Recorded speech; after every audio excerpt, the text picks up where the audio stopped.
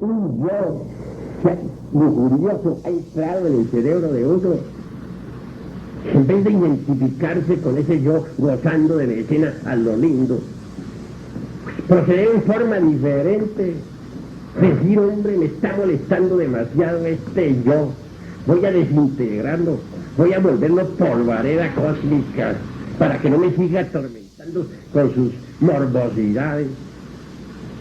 Luego, sumergirse en meditación, tratando de comprender lo que es la lujuria. ¿A qué sirve la lujuria? Aquel cuerpo que le sirvió a uno para satisfacerse en sus horas de placer, va al panteón, que allí le brotan gusanos por los ojos, por la nariz, por la boca, por los oídos, por el sexo, por todas partes. Después, ¿y qué? Prosiguiendo, un esqueleto, no, hay un esqueleto y eso es todo. Un esqueleto con el que gozó, qué tonto fue uno. Cuando uno llega a entender eso, se hace consciente de lo necia que es la lujuria. Ya que uno lo ha entendido, entonces a suplicar a su madre propia, a esa madre divina que lleva en su interior, a esa virgen inefable, se desintegre ese yo horrible de la lujuria, ese que le estuvo atormentando la mente. Sucede que dentro del centro intelectual, aquí adentro, tenemos nosotros muchos rollos con escenas morbosas, rollos de película ahí donde están escenas de ira, rollos donde aparecen las cantinas, rollos donde aparece el dinero, la codicia, etcétera, etcétera. Los yoes usan esos rollos para proyectárselos a uno pues en la pantalla de la mente y engordarse, fortificarse, hacerse más y más poderosos. Nosotros necesitamos destruir a esos yoes, porque si nos identificamos con ellos, si les hacemos el juego, pues ellos agarran fuerza y cada día se hacen más potentes. Conforme uno vaya desintegrando esos yoes, la esencia, la conciencia que normalmente se encuentra embotellada entre ellos, se van liberando. Entonces uno va despertando en otras regiones. Durante las horas esas en que el cuerpo duerme, uno se irá viendo consciente fuera del cuerpo. Cuando ya el 100% de conciencia esté despierta, entonces uno estará iluminado. Podrá ver, podrá oír, podrá tocar, podrá palpar la verdad. Podrá entonces platicar con los seres inefables cara a cara. Podrá conocer los misterios de la vida y de la muerte. Pero ya les digo a ustedes, necesitamos autoobservarnos. Conforme nos vayamos autoobservando, el sentido de esa autoobservación psicológica se irá desarrollando y desenvolviendo. Y cuando ese sentido se desarrolle, entonces podremos ver al yo que estemos trabajando. Si estamos trabajando un yo de ira, lo veremos. Ese yo aparecerá ante nuestra vista. Y a medida que estemos trabajándolo para desintegrarlo, para pulverizarlo, iremos viendo el resultado de nuestro trabajo. Y cuando ya el yo se vuelva polvo, lo veremos cómo se vuelve polvo. Así pues, el sentido de la autoobservación psicológica está latente en todos ustedes, pero necesitan desarrollarlo. Y se desarrolla, les digo, a base de autoobservación. Uno necesita vivir en estado de alerta percepción, alerta novedad, de instante en instante, de momento en momento, para autodescubrirse. El ser humano realmente, o el humanoide, para hablar más claro, lo único que tiene adentro es un montón de yoes. Eso es todo. Cuando llega la hora de la muerte, ¿qué es lo que continúa en el más allá? Pues todos esos yoes. Tres cosas van al sepulcro: el cuerpo físico, la personalidad y el cuerpo vital. El cuerpo físico se pudre entre las sepulturas. El cuerpo vital, o lingam sharira de los indostanes, es el asiento fundamental de todos nuestros metabolismos y funciones orgánicas. Nadie podría vivir sin el cuerpo vital. Todos lo tenemos dentro. Tal vehículo, tal cuerpo se va descomponiendo poco a poco ante la fosa sepulcral. Mas también va otra cosa, la tercera, la expersonalidad. Nadie nace con una personalidad. La personalidad es hija de su tiempo, nace en su tiempo, muere en su tiempo. La personalidad se forma durante los primeros 7 años y se robustece con el tiempo y las experiencias. La personalidad es energética, sutil, no se puede ver con los ojos de la carne, pero quien desarrolle el sentido de autoobservación psicológica podrá verla. Ella entra al sepulcro, sale de allí cuando los dolientes le van a llevar flores. Con la imaginación ella modela esa, dijéramos, la parte invisible de ese sepulcro. Entonces ese sepulcro ante ella parece una casa, la casa donde vivió, o el cuarto del hospital donde murió, etc. Y de allí entra y sale. Cuando los dolientes van a visitarle, se alegran. Claro, es deber de los dolientes visitarle, llevarle flores. Hay que tener un poco de piedad por las sombras de nuestros seres queridos. Ir al panteón es necesario. Si a la personalidad se le pone sobre la sepulcro, el día de los muertos, su comida que acostumbraba, etc. Esa expersonalidad realmente comerá la parte sutil de la comida, la parte etérica, dijera. Ahora comprenderán ustedes por qué esos alimentos que se llevan al panteón el día de los muertos quedan como desvitalizados. Si uno los prueba todo al otro día, nota que les falta algo. Ese algo que les falta, la parte sutil o etérica o metafísica que realmente el difunto amado se comió. De manera que la expersonalidad tiene una realidad, existe. Pero poco a poco, para bien de todos, esa expersonalidad se va disolviendo lentamente. Mas hay algo que no va a la fosa sepulcral. Me refiero a los yoes, el yo de la ira, el de la codicia, el de la envidia, etc. Todos esos yoes que son nuestros errores, nuestros defectos, todo ese enjambre de demonios que llevamos dentro. Esos no van a la fosa sepulcral, esos continúan en la quinta dimensión, van y vienen y se mueven por todas partes. Viven en la quinta dimensión, viven inconscientes como sonámbulos. Esos yoes tienen existencia, existen realmente. Obviamente la eternidad se los devora, más tarde los expulsa. Hay una ley que se llama la ley del retorno de todas las cosas. Es decir, todo retorna, todo regresa, todo vuelve al punto de partida original. Los astros regresan siempre alrededor de sus soles, al punto de partida original. Los átomos dentro de las moléculas, en órbita alrededor de sus centros de gravedad, regresan al punto de partida original. ¿Por qué seríamos nosotros una excepción? ¿Por qué? Si regresan las estaciones, si regresan los átomos y los astros, si todo vuelve al punto de partida original, ¿por qué nosotros podríamos ser una excepción? Dios no viola sus leyes, ellas siempre son inmutables.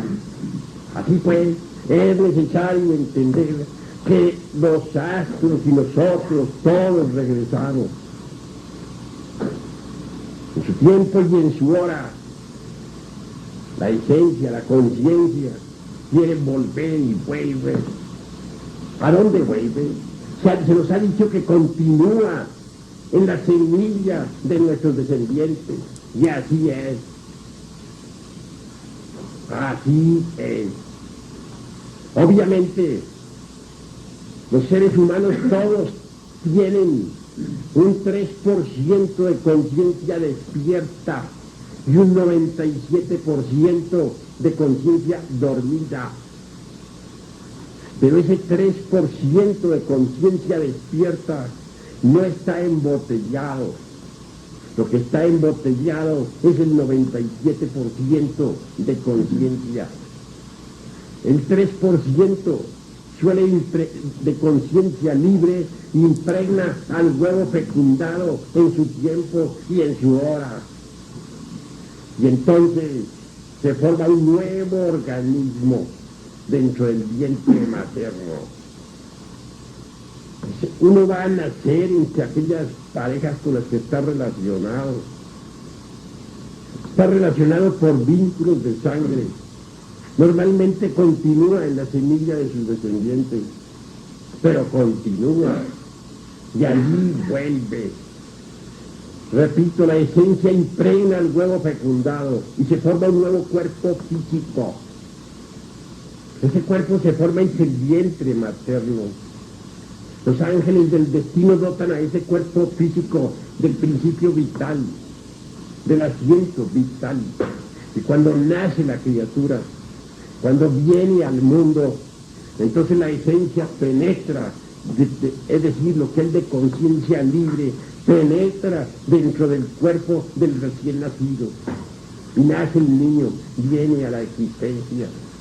Durante los primeros meses de nacido el niño, aún más durante los primeros 3 años, los yoes todavía no han tenido oportunidad de meterse en ese cuerpo de la criatura.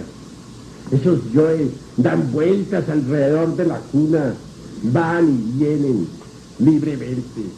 Quieren meterse, pero no tienen la oportunidad, porque para meterse se necesita la personalidad, y la criatura nace sin personalidad. Necesita formar una nueva, y la forma durante los primeros 7 años de la infancia. Más tarde comienzan esos yoes a meterse dentro del cuerpo del niño. Entonces aparecen los primeros relámpagos de ira o de celos, etc. Pero mientras esos yoes no se han metido en el cuerpo de la criatura, el niño es absolutamente inocente. Sin embargo, el 3% de conciencia que tiene ahí metido entre el cuerpo le da autoconciencia.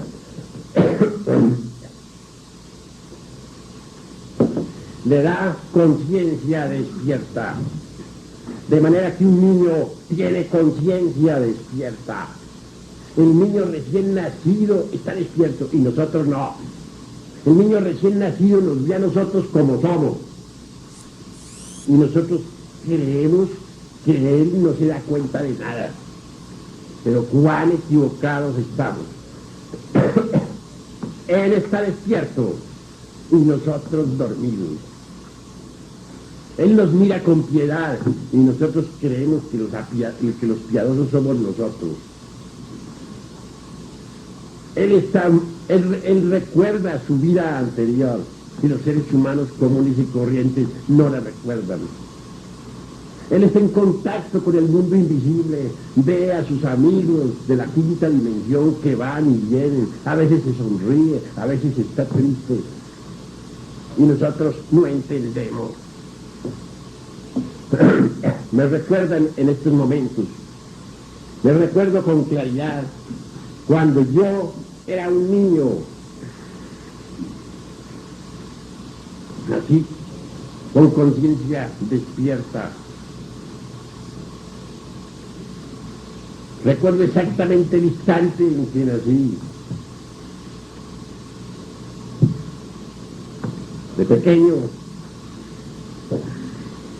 podía recordar mis vidas pasadas, recordaba mi antigua existencia, recordaba a todos mis seres queridos y lloraba. Pero mi buena madre pensaba que lloraba de hambre o de sueño. Y claro, venía a atenderme. Y fui creciendo. Y no se me olvidó mi existencia anterior, ni mis existencias anteriores, porque uno viene a este mundo realmente muchas veces. Yo recuerdo con exactitud el momento en que desencarné en mi pasada existencia. Recuerdo cuando el galeno tomó el pulso de mi mano y luego sentándose en la única silla que existía entonces en esa casucha horrible donde desencarné, moviendo la cabeza negativamente, dijo: este caso está perdido. Cuando él se retiró, un frío tremendo invadió mi cuerpo. La buena mujer que me acompañaba solamente oró suplicando a San Pedro, a San Pablo, a los santos inefables. Mas todo fue inútil. Luego sentí unas manos que me agarraban por la cintura. Tales manos me sacaron fuera del cuerpo. Era el ángel de la muerte, porque de ellos hay legión. Con su voz cortó el hilo de la vida. Y lo sutil que Martín Lozán Rampa llama el cordón plateado. Algunos llantos más llegaron a mis oídos espirituales. Ya había desencarnado. Pasó algún tiempo antes de que volviera a tomar cuerpo.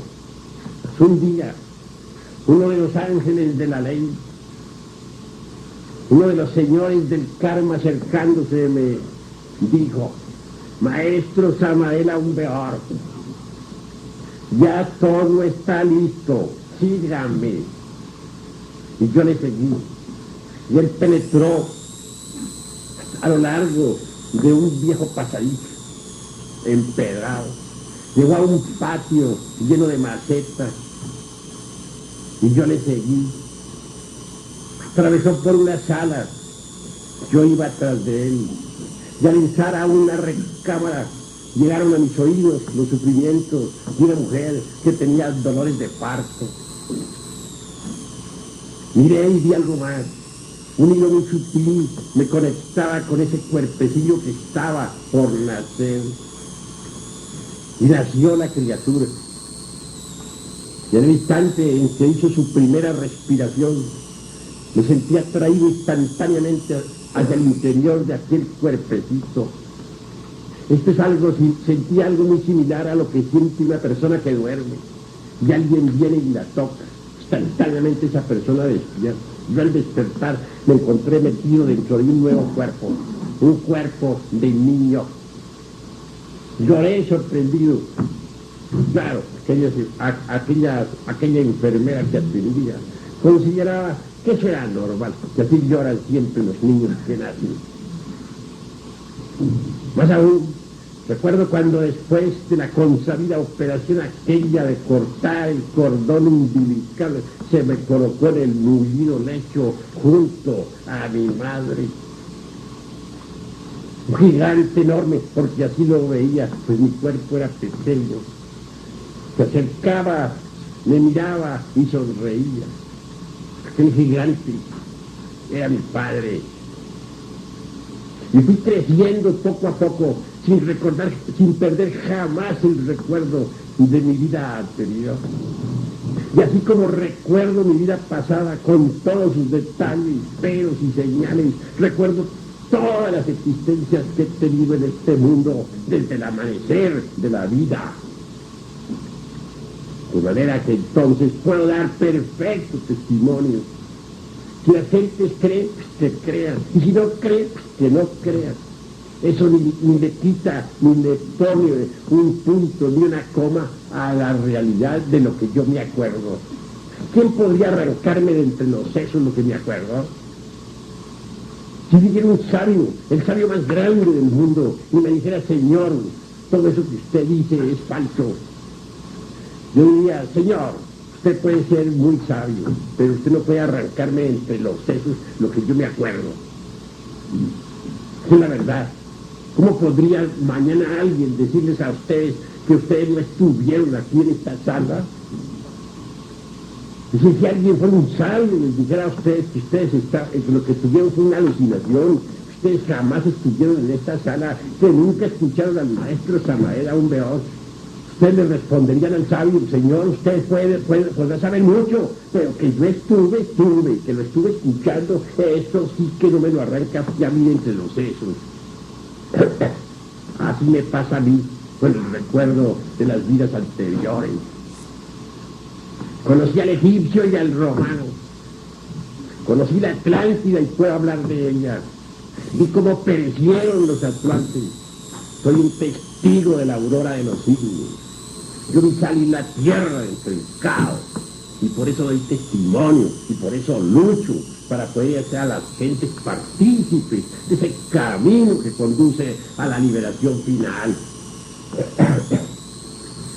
Desgraciadamente las gentes, repito, tienen la conciencia dormida, y por eso aquellos que se burlan de mí, a mí no me queda más remedio que hacer lo que dijo el Cristo: Padre mío, perdónalos, porque no saben lo que hacen. Es obvio, están dormidos. Si estuvieran despiertos, no se burlarían. Entonces, ¿qué me queda? Perdonarlos, llamarlos. Eso es obvio. Así pues, que bien vale la pena luchar uno por una autotransformación radical. Necesitamos cambiar, necesitamos ser diferentes, volvernos distintos. Esto solamente es posible eliminando de nuestra psiquis, eliminando de nuestro interior estos yoes diablos que personifican a nuestros errores. Algunos de ellos a veces toman gran fuerza eléctrica. Me refiero, por ejemplo, al famoso diablo prestidigitador. Ese yo, es un yo que algunas personas lo tienen. Se carga con la fuerza eléctrica sexual, sobre todo en los jóvenes, sean estos varones o hembras, y tiene poder a veces para producir fenómenos físicos, mover mesas, dar golpes en determinados lugares, etc. Conocí el caso de una joven que era perseguida constantemente por un tal de esos diablos prestidigitadores. Era un yo de ella misma, no era de otra persona. Pero ella lo llamaba, le daba un nombre, le decía Luzbel. Sucedió que aquella mujer, que era una pobre criada, sufría lo indecible. Donde quiera entraba a trabajar y ahí la corría. ¿Saben ustedes por qué? Sencillamente porque en presencia de ella se suscitaban fenómenos espantosos, horribles. Los platos que iba a servir a la mesa de pronto resultaban por los aires. La comida, cuando ya estaba lista para comer, resulta que era llenada de pronto de arena, de piedra que caía no se sabe de dónde. Las mesas se levantaban solas en el aire. Ruidos extraños en las bardas. La mujer siempre tenía dinero. ¿Por qué? Porque el diablo prestidigitador le lanzaba siempre una monedita y a tostón. No era más que ya tostón, pero ella estaba contenta con su tostón diario. Los fenómenos eran terribles. A mí me tocó investigar el caso. Yo lo vi. No tenía remedio, desgraciadamente, porque era un yo de ella misma. Ella misma lo había fabricado en alguna existencia anterior. De manera que el caso estaba perdido. Por ahí andaba la pobre mujer de casa en casa. Ya en ninguna parte la recibía. Cuando aparecía por ahí algún travieso, algún don Juan Tenorio, intentaba naturalmente abusar de ella, pues nomás no podía. ¿Por qué? Cuando iba a querer abusar de ella sexualmente, comenzaban los ruidos espantosos en el techo y a caer piedra. El pobre galán tenía que huir despavorido. Conocí ese caso, me consta, y de eso doy testimonio, de ver un yo de ella, un yo prestidigitador. Así pues, mientras uno no haya disuelto los yoes, uno no es más que un montón de diablos. ¿Qué es lo que continúa más allá de la muerte? Un montón de diablos. Lo grave es que a uno se le asignan ciclos de a 108 existencias. Si uno no puede o no es capaz de desintegrar estos diablos que uno carga adentro, ¿qué sucede? Que al cumplirse las 108, pues va para abajo, ingresa en la involución sumergida de los mundos infiernos. Esos mundos existen. ¿Ustedes creen que el Dante Alighieri, el autor de la Divina Comedia, estaba loco? ¿Ustedes creen eso? ¿O creen que es un simple versito aquel salido de la mente alucinada de algún poeta? No, el Dante Alighieri era un iluminado, era un maestro, fue un iniciado. Les digo, entre otras cosas, que el Dante Alighieri ya se reencarnó y vive actualmente otra vez en Italia. Es un maestro, de verdad, un maestro iluminado, y está consciente de que es un maestro.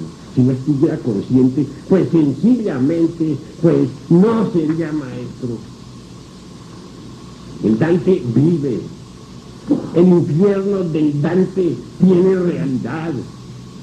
Él habla de los 9 círculos dantescos. ¿Acaso no hablan también nuestros antepasados de Anáhuac?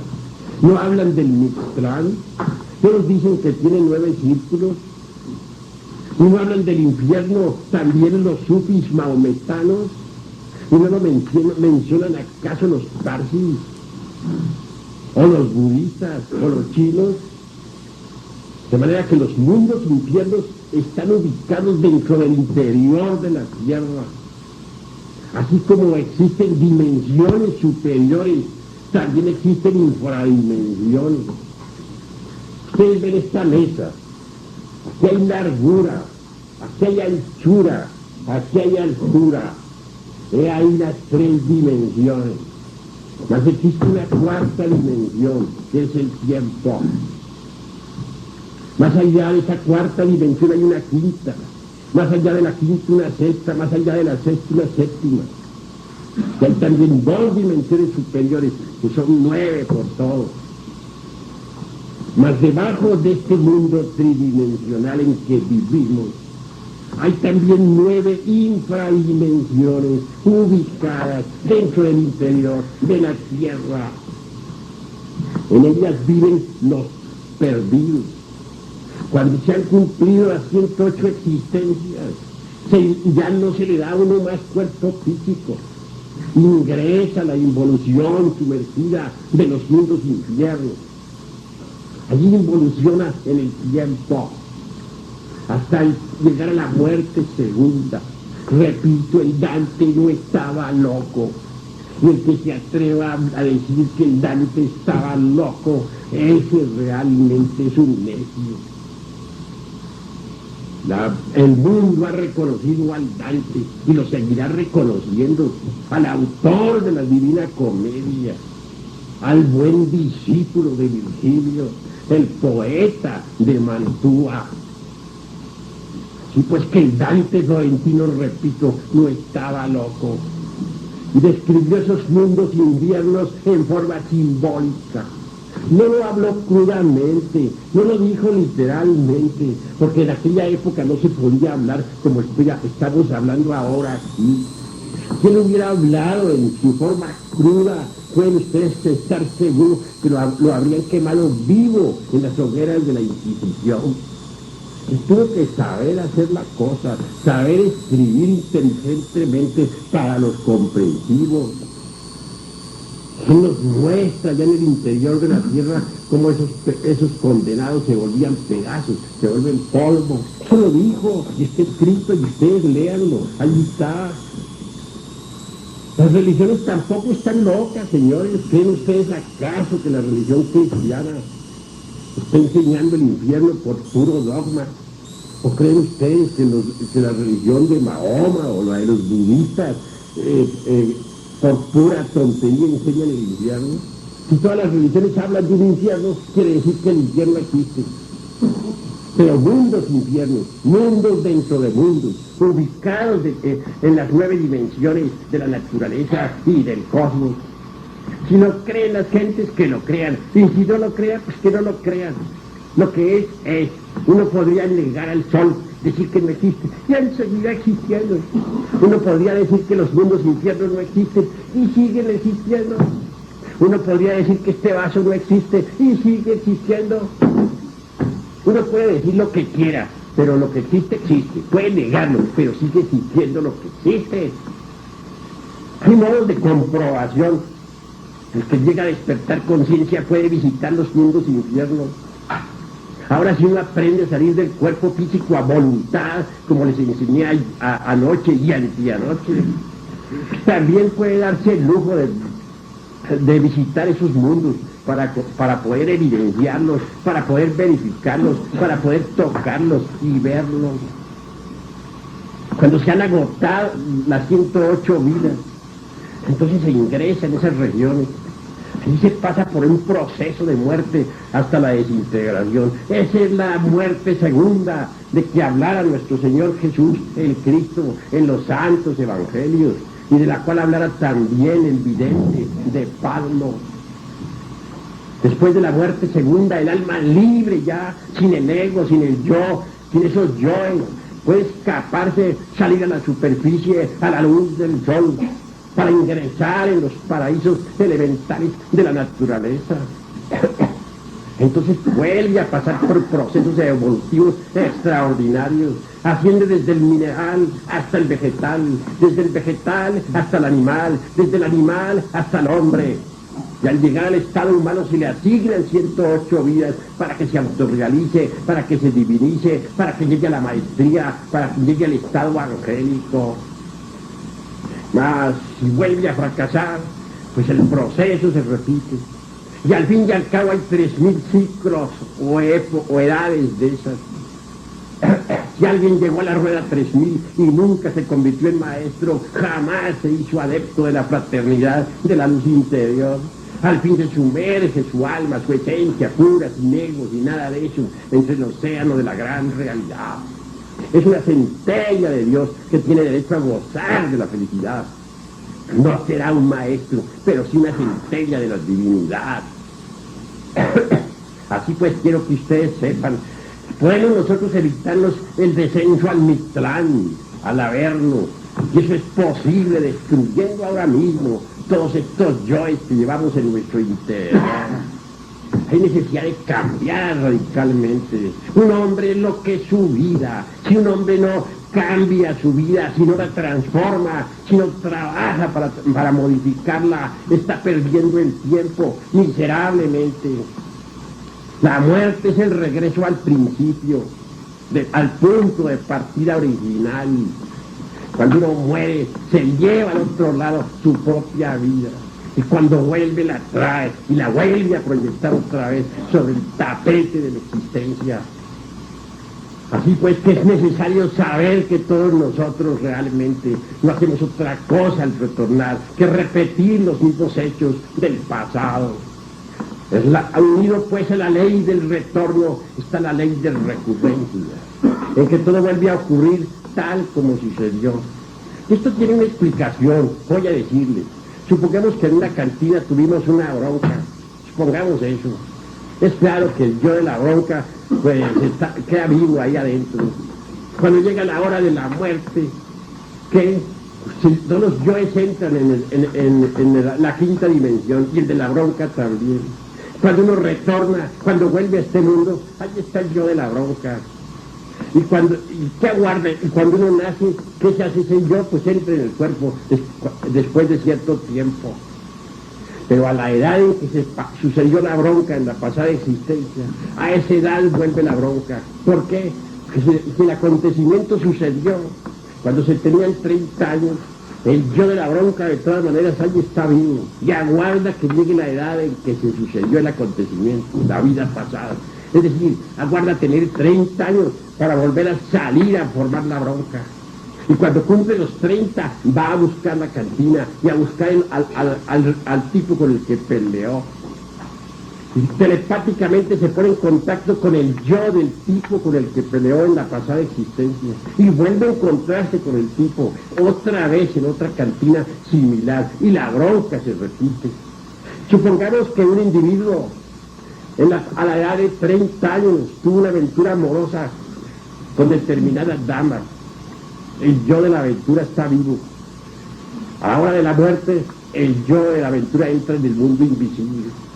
A la hora en que vuelve a nacer, también el yo de la aventura vuelve a la existencia. Y aguarda ahí, en el fondo, aguarda que llegue la edad de 30 años, que le llegue su tiempo, y cuando le llega su tiempo, telepáticamente va a buscar a la mujer de la aventura, y el yo de la mujer de la aventura hace lo mismo y al fin se encuentran, se repite el proceso. Esa es la mecánica de la ley de recurrencia. Todo vuelve a ocurrir tal como sucedió, más sus consecuencias, buenas y malas. La ley de la recurrencia existe. Algunos escritores la han citado, pero son pocos realmente, o mejor dicho, raro es el que sabe describir la mecánica de la ley de recurrencia. Esa ley existe.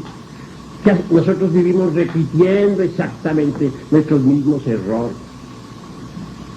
Cometemos ese error de estar repitiendo nuestros mismos errores. Nosotros cargamos dentro de nosotros mismos con los errores. La vida está hecha de comedias, dramas y tragedias.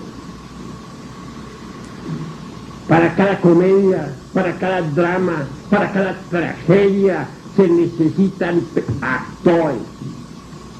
Uno es el actor de los celos, otro es el de la codicia, otro el de la envidia, otro el del orgullo, etc.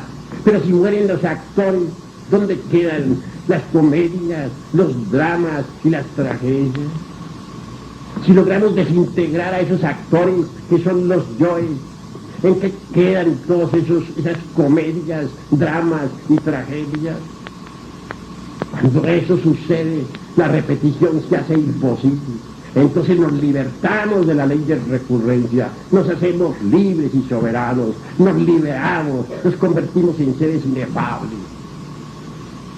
Sí, pues necesitamos trabajar sobre nuestra propia vida, transformarla. Es urgente que nosotros hagamos de nuestra vida una obra maestra. La autoobservación psicológica directa nos permite a nosotros autoconocernos, autodescubrirnos. Aquí no se trata de seguir esta o aquella teoría, o de defender tal o cual escuela. No, aquí lo que se trata es de autoobservarnos directamente, para autoconocernos, para saber quiénes somos, qué es lo que tenemos por dentro. Solo así podemos realmente trabajar sobre sí mismos y transformarnos. Hasta aquí mis palabras hoy domingo.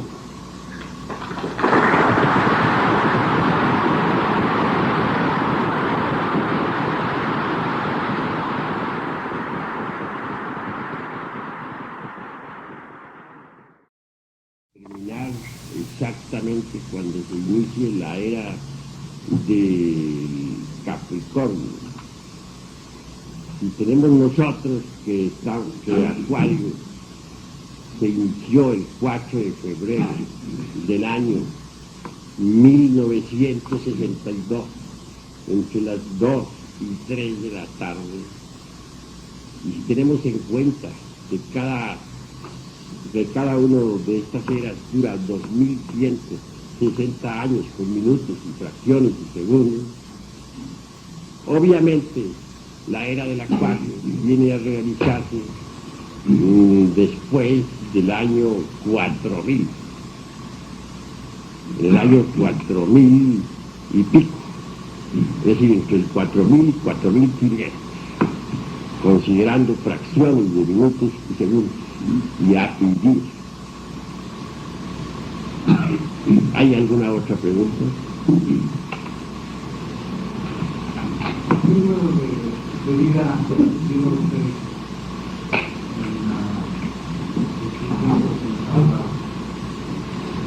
¿Qué número de vida? Cuando usted habla del tiempo de su vida,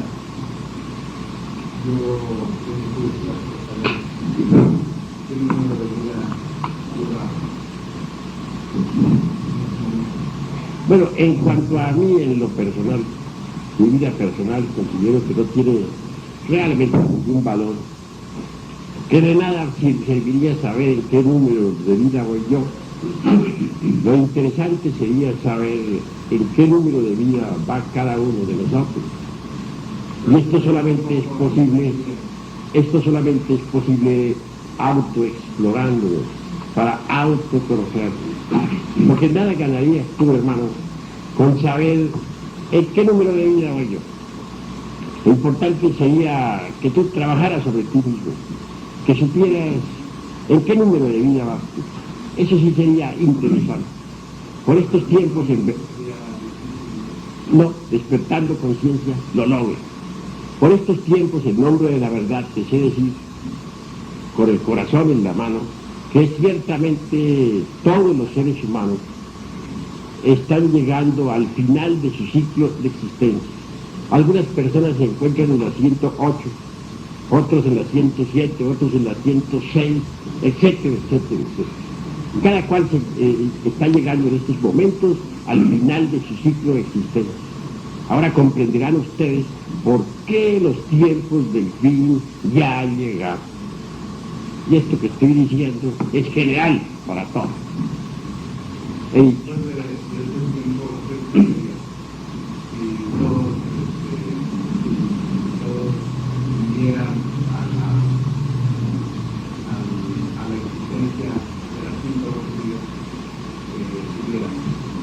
Pues individualmente, cuando se llega a las 108, obviamente se precipita el ego en forma definitiva dentro del reino mineral sumergido, involuciona entre las entrañas del planeta Tierra hasta llegar a la desintegración total. Ahora, si masivamente la humanidad llega al final de sus ciclos de existencia, incuestionablemente, masivamente irá entrando en grandes cantidades dentro de ese reino mineral sumergido. Y he de decir en nombre de la verdad, y no está de más aclararles a ustedes, que en estos momentos hay muchas gentes que ya cumplieron sus 108 años de existencia, de vida, digo, que ya llegaron a las 108 vidas. Esas gentes viven en los mundos infiernos aunque tengan cuerpo físico. De hecho, están ubicadas en esos mundos infiernos. Y al abandonar el cuerpo denso, en la hora de la muerte del cuerpo denso, pues, se encontrarán con que son habitantes ya de esos mundos infiernos, que viven en esas infradimensiones de la naturaleza y del cosmos. Mucho se ha hablado, por ejemplo, sobre lo que hay más allá. Ciertamente, cada persona tiene un rasgo característico psicológico definido. A la hora de la muerte, o digo, en vida, de acuerdo con el rasgo psicológico que tenemos, nos hallamos ubicados en tal o cual país psicológico interior. De manera que bien vale la pena saber dónde estamos ubicados. Nosotros sabemos en este momento que estamos ubicados aquí, en esta casa muy seria de la cultura. Estamos entre gente culta. Eso lo sabemos. Pero lo que falta es saber es dónde nos hallamos ubicados psicológicamente. Es obvio que cada uno de nosotros, está ubicado, vive en algún lugar psicológico de sí mismo. El iracundo vivirá en el país de la ira. El codicioso morará en el país de la codicia. Los lujuriosos en el país de la lujuria. Esas son zonas o regiones o moradas que existen en las dimensiones superiores de la naturaleza y del cosmos. Ahora comprenderán por qué Jesús, el Cristo, dijo: en la casa de mi Padre hay muchas moradas. También les digo a ustedes en nombre de la verdad que en los mundos infiernos hay muchas moradas dentro de los 9 círculos dantescos.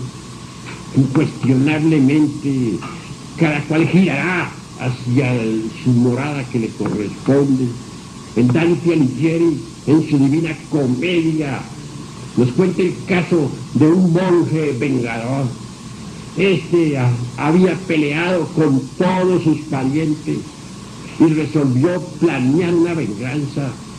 Los invitó con el pretexto de reconciliarse, los invitó a una comida y en pleno banquete los envenenó a todos. A la hora de los postres, todos comieron veneno, porque en los postres fue puesto el veneno. Nos dice el Dante en la Divina Comedia que en ese preciso instante el ego, el yo, nada con otras personas, y claro, yo esas otras con otras, y todos jugamos algún papel en la cuestión del teje y desteje del destino de los seres humanos. Pero vean ustedes cómo giró hacia el noveno círculo dantesco.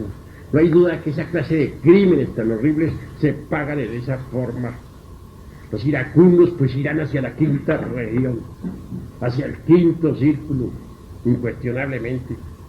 Los fornicarios naturalmente que tendrán que girar hacia el sexto círculo. Pero la cruda realidad es que en los mundos infiernos existen. Allí las cosas físicas existen. Yo estoy práctico en eso, he investigado eso, lo he explorado. O sea, he visto allí, por ejemplo, que si uno toma un vaso así es mucho más denso, más pesado que acá. Allí la materia es más grosera. Una mesa aquí, pues es así muy fina con relación a una mesa allá en los mundos infiernos. En los mundos infiernos existen todas las cosas de aquí, pero en forma mucho más grotesca. Son las infradimensiones de la naturaleza y del cosmos. Hace poco desencarnó un joven muy amigo de nosotros. Ese joven, pues no era propiamente malo. Le gustaba mucho la bronca, eso sí. Siempre vivía peleando. Pero desgraciadamente, un día cualquiera, tuvo un accidente, viajaba en un Volkswagen por la carretera de Toluca y parece que quiso evitar pegarle a un animal, a un perro, según dicen algunos. Lo cierto fue que se volcó, se mató.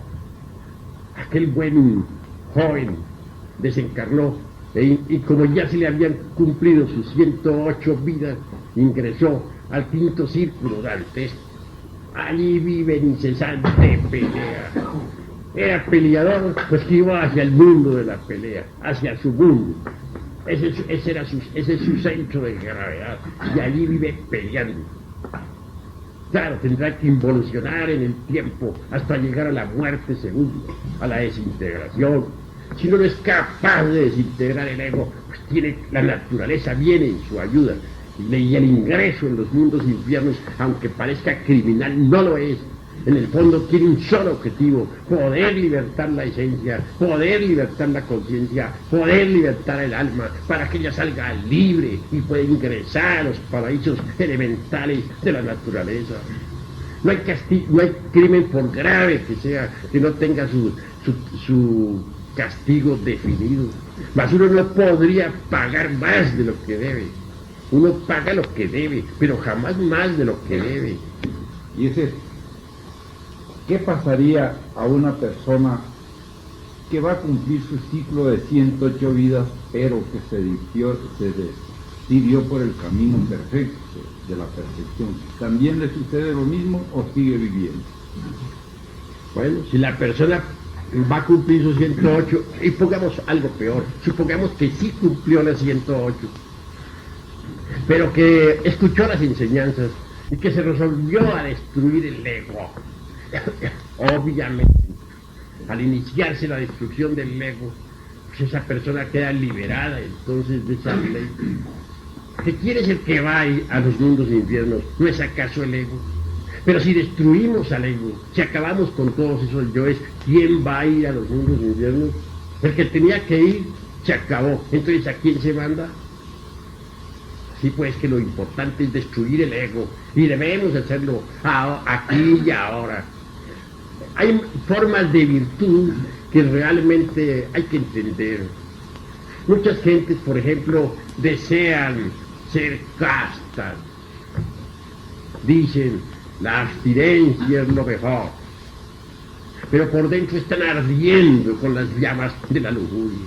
Es decir, están imitando la castidad, pero no son castas. Una cosa es imitar una virtud y otra cosa es tener una virtud.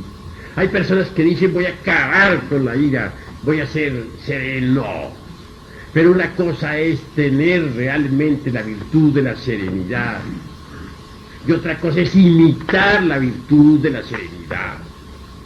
Una persona puede decir voy a dejar de ser cruel y sin embargo continuar siendo cruel, porque una cosa realmente es acabar con el yo ese de la crueldad y otra es realmente poseer la virtud de la piedad. Es decir, cuando uno acaba con un defecto, nace una virtud, pero hay que acabar con el defecto. Si yo digo no voy a tener ira, ahora me aguanto, digan lo que me digan, yo no voy a pelear con nadie. Pues está aguantando, está controlando la ira, aunque por dentro esté que se le retuerzan las tripas, pero en verdad no ha adquirido todavía la virtud de la serenidad. El yo de la ira lo tiene vivo, y el día menos pensado, ese yo salta y explota, rasga sus vestiduras y truena y relampaguea. De manera que yo les aconsejo a ustedes, no imiten virtudes. Lo que deben hacer es matar los defectos, acabar con los yoes, porque si no desintegra los yoes, nacen en su reemplazo las gemas preciosas de las virtudes. ¿Hay alguna otra pregunta?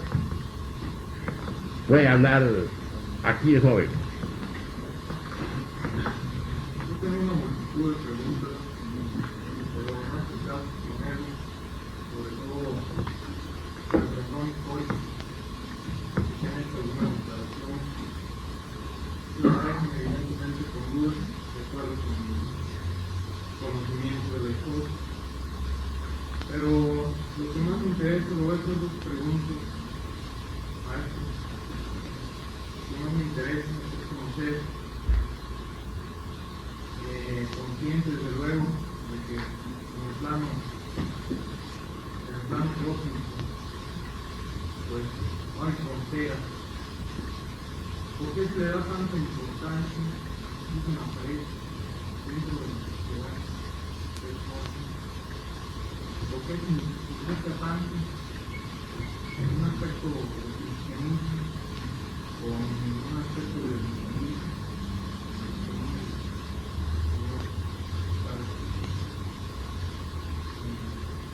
Desde luego, como le digo, tomando en cuenta que en el plano cósmico no hay fronteras, pero a mí sí me llama la atención el hecho de que se necesita tanto en la pared, en un personaje muy especial, así como se le toma por encima de muchos otros avatares, yo aquí que tienen tanto valor, tanta trascendencia en el momento espiritual, universal,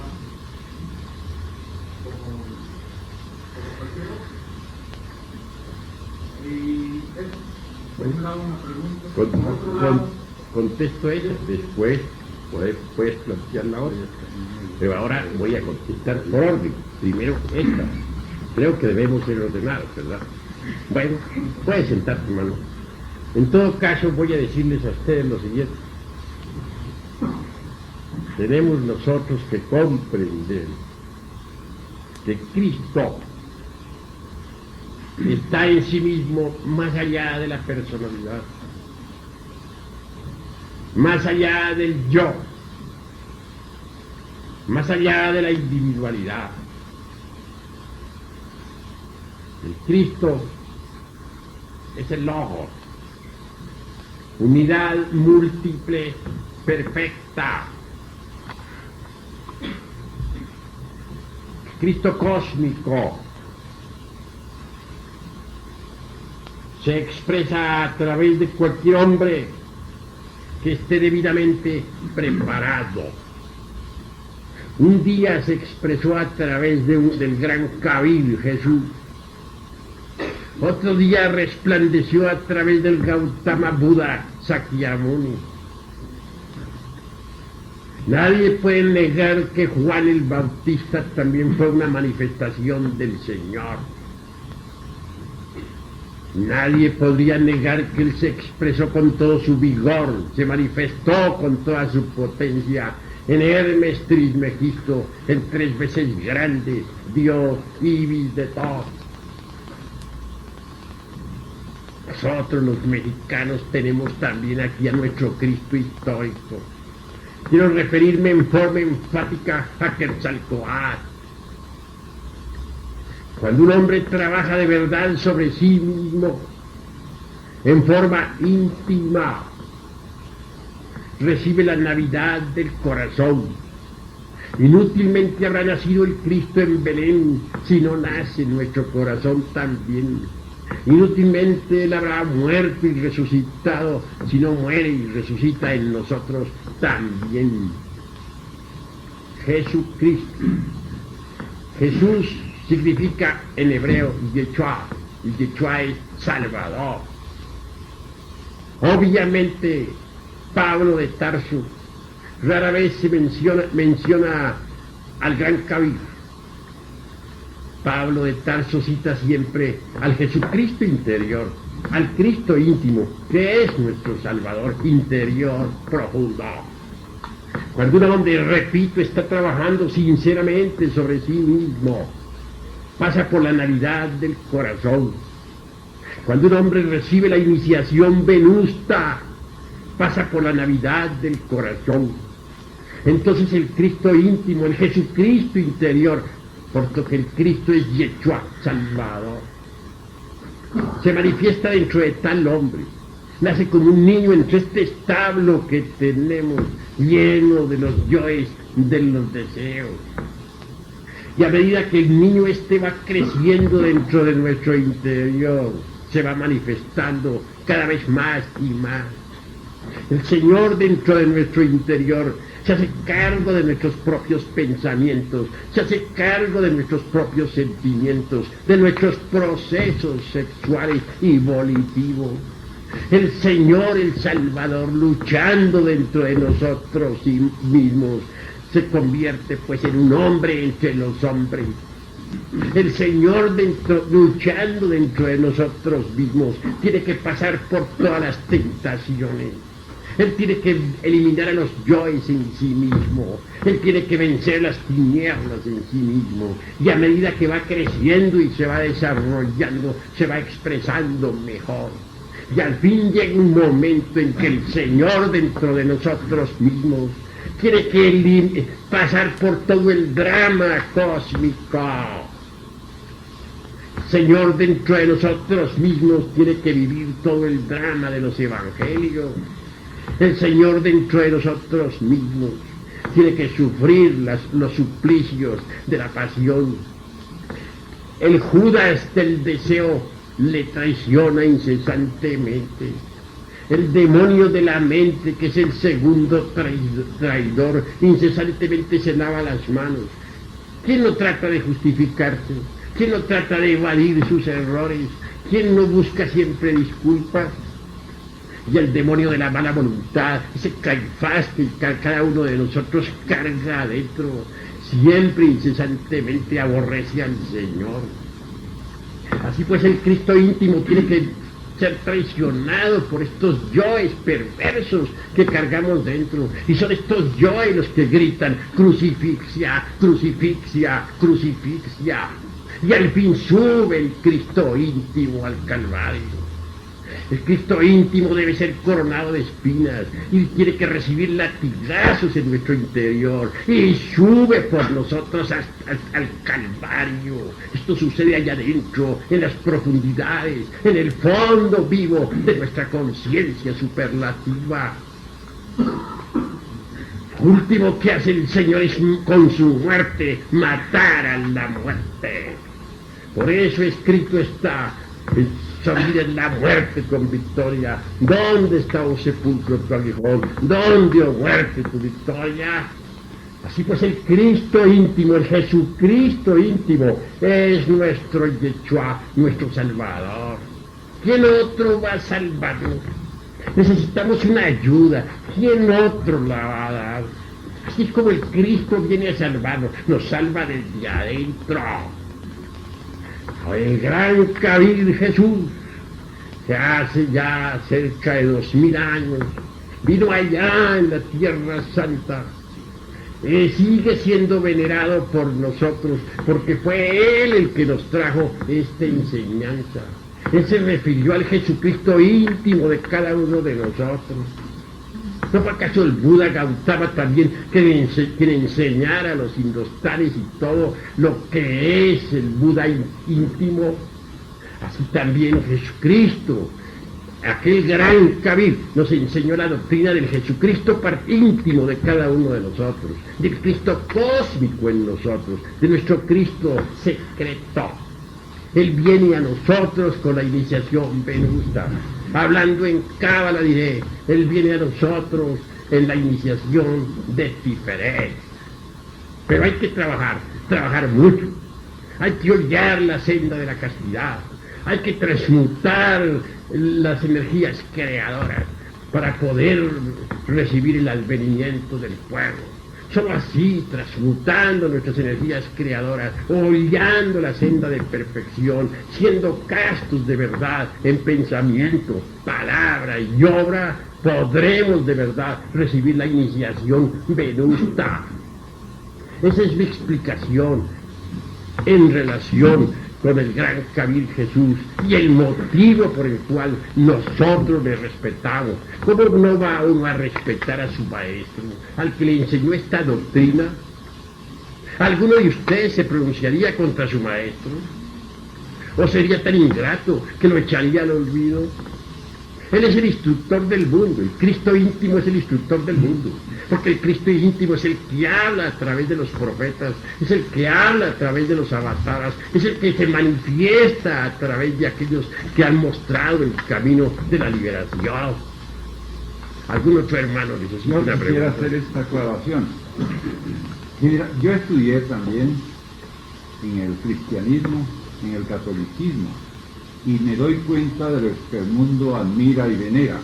El mundo ha conocido al Cristo histórico, o sea, lo que ese Señor, que fue Jesús, dijo a través de los evangelios y las tradiciones. Aquí van a conocer el Cristo interno, que vive y palpita en el fondo mismo de nuestras propias energías creadoras. Algo totalmente separado de aquel histórico Cristo que conocemos. Es el que van a conocer ustedes. Ahí ese es el Salvador nuestro, ese es el que nos cambia, el que nos transforma.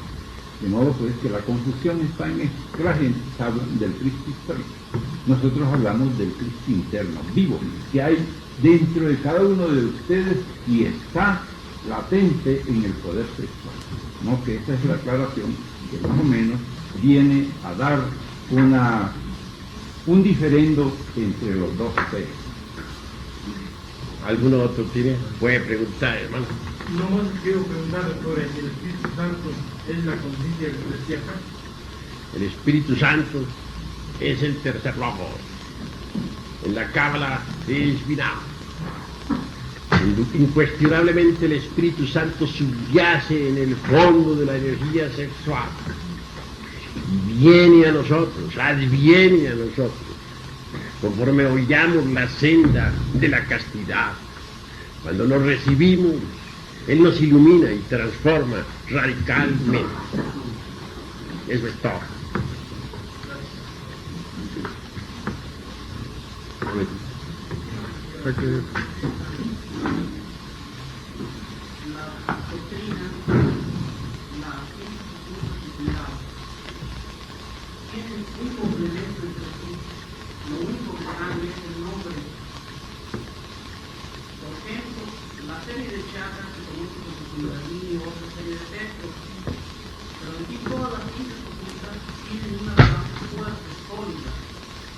Además de eso, existe una determinada regla que vamos a gobierno en todo el universo, y los 7 principios herméticos, los principios vitales, entre ellos el de polaridad, que nos dice que todo tiene 2 polos, pero son una misma cosa. El amor y el odio son una misma cosa, solamente en diferente grado de polaridad. ¿Cómo saber cuál es el camino exacto, el bien o el mal? En función de que son una misma cosa, solo que con diferente grado de polaridad. También es muy conveniente ver en esto que si nosotros estamos en un extremo, podríamos decir del bien o del mal, vamos a realizar el complemento contrario como negativo. Tanto que lo negativo de lo contrario del bien es el mal, lo contrario de lo positivo es lo negativo. ¿Cómo conocer cuál es el camino verdadero, el del bien o el del mal? Sin ver las trascendencias, porque también es cierto que Cristo fue un maestro en un sentido, el Marqués de Sade también fue otro maestro en otro sentido, y los dos buscan su propia percepción, están en un camino perceptible, y sin embargo, ¿cuál de los dos es el camino del bien o del mal? Con el mayor gusto responderé a esa pregunta. Obviamente Jesús el Cristo nos mostró el camino de la liberación. Nos enseñó la doctrina del Jesucristo interior, base fundamental de las epístolas de Pablo de Tarso. No negamos que la cita del Marqués de Sade, la antítesis del Cristo. Obviamente el Marqués de Sade enseñaba el camino de la liberación a través del mal.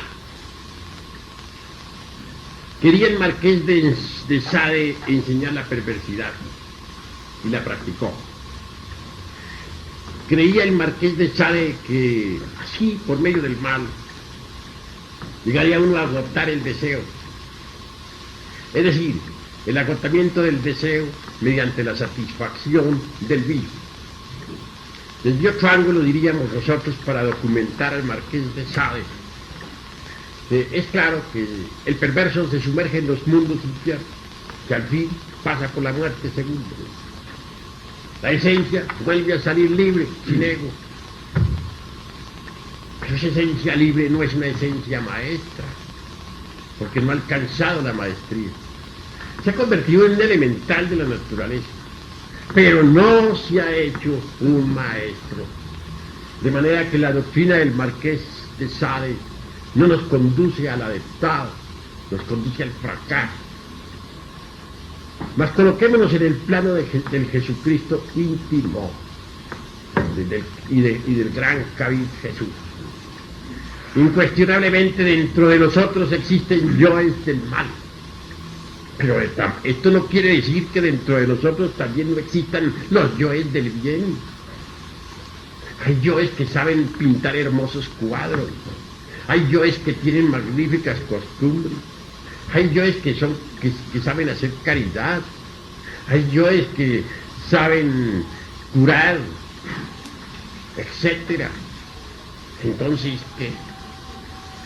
Nosotros necesitamos disolver los yoes del mal, pero también necesitamos disolver los yoes del bien. Porque los yoes buenos hacen el bien, pero no saben cuándo se debe hacer el bien. Muchas veces hacen el bien cuando no se debe hacer. Y el bien hay que saberlo hacer. Recordemos nosotros que el fuego dentro de la cocina es útil, es bueno. Pero el fuego fuera de la cocina, en la sala, quemando las cortinas, es malo. Recordemos que el agua en el lavamanos es buena, pero el agua invadiendo la estancia es mala. De manera que bien es todo lo que está en su lugar, mal es todo lo que está fuera del lugar. Nosotros necesitamos al fin y al cabo eliminar los yoes del bien y del mal, para libertarnos tanto del bien y del mal, pasar más allá del bien y del mal. Necesitamos nosotros empuñar la espada de la justicia cósmica y convertirnos en seres terriblemente divinos, más allá del bien y del mal. En cierta ocasión, un amigo que tiene una fábrica de pantalones me dijo: bueno, y si yo disuelvo entonces el yo que sabe hacer pantalones, que es un yo útil, entonces se va a acabar la fábrica. ¿Quién hace pantalones? Le respondí: no, ¿usted está creyendo acaso que el ser es inútil? El ser tiene muchas partes, y si ese yo que hace pantalones es eliminado, que en su reemplazo queda una de las partes autónomas e independientes del ser, que lo sabe hacer y más perfecto. Así pues que cuando uno disuelve los yoes, no queda indefenso e inútil. porque el ser con sus diversas partes no es inútil, él es perfecto. Ahora bien, necesitamos independizarnos del bien y del mal. Necesitamos eliminar los yoes buenos y los yoes malos, hacernos autoconscientes, despertar. Eso es obvio. Desgraciadamente, las gentes oscilan siempre entre el par de opuestos de la filosofía. Recordemos que la vida está gobernada por la ley del péndulo. En un extremo del péndulo puede estar el bien, en otro extremo del péndulo está el mal. Se trata de meternos dentro de ese movimiento pendular. Debemos colocarnos en el centro, y el centro es el ser. El ser nos dice cuándo se debe hacer el bien y cuándo no se debe hacer. Dale una limosna, por ejemplo, a un marihuano para que compre marihuana es absurdo. O darle limosna, por ejemplo, a un borracho para que siga la borrachera, pues es cosa estúpida. Así pues, no debemos nosotros vivir dentro de la oscilación del péndulo. Debemos colocarnos en el centro, donde está la vara de justicia, la vara de la rectitud, que es el ser. Necesitamos, pues, comprender que la ley del péndulo que nos lleva de aquí para allá y de allá para acá nos causa dolor. A ninguna parte nos conduce. Incuestionablemente, si uno se coloca en el centro, se independiza tanto del bien como del mal. En un extremo del péndulo pueden encontrar ustedes todas las escuelas de tipo, dijéramos, espiritual, pseudoesotéricos o pseudocultistas o como quieran ustedes llamarlos. En el otro extremo del péndulo están los ateos, los enemigos del eterno, los materialistas. Pero la verdad, ¿dónde está? La verdad no se encuentra en ninguno de los extremos del péndulo. A nosotros no debe interesarnos lo que las gentes digan o dejen de decir, lo que escriban o dejen de escribir. A nosotros lo único que debe interesarnos realmente es el ser. Tenemos que sumergirnos dentro del ser, dentro de la fuerza neutra que está en el fondo de cada uno de nosotros. Esa fuerza neutra es la fuerza del Espíritu Santo. Necesitamos sumergirnos en el ser nos instruirá, el ser nos enseñará. Nosotros necesitamos desintegrar los yoes para establecer correctas relaciones con el ser, porque solo el ser puede darnos la verdadera sapiencia que necesitamos y que está más allá del bien y del mal. Esta es mi respuesta. ¿Algún otro tiene algo que decir?